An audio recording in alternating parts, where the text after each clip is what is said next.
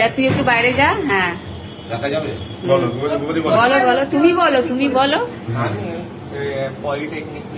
Polytechnic নিয়ে পড়বে, বাহ, খুব ভালো কথা। শোনো, একটা কথা বলছি, পড়াশোনাটা হচ্ছে সব থেকে বড় সম্পদ।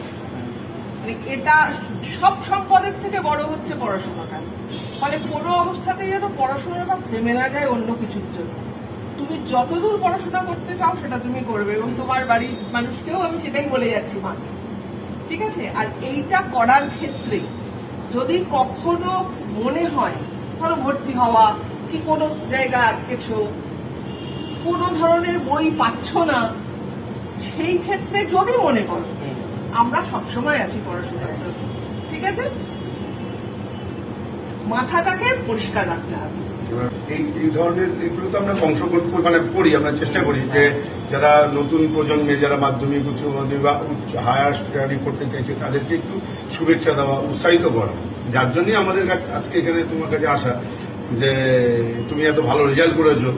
হ্যাঁ, তুমি আমাদের ভাগনা, ভালো রেজাল্ট করেছো, তোমাকে একটু সামান্য উপহার তুলে দিচ্ছে আমাদের অজিত পাল, বৃন্দাদা, আমাদের পাড়া, তোমার মামা, ঠিক আছে? এই উপহারটা তুলে দিচ্ছি, সামান্য উপহারটা, তুমি সেটা গ্রহণ করো। তুমি বলবি না? না, ভালো থাকো, পড়াশোনা করো না, আমাদের কমেন্ট তো আমরা। হ্যাঁ, নমস্কার হয় না আমাদের, একদম ঠিক।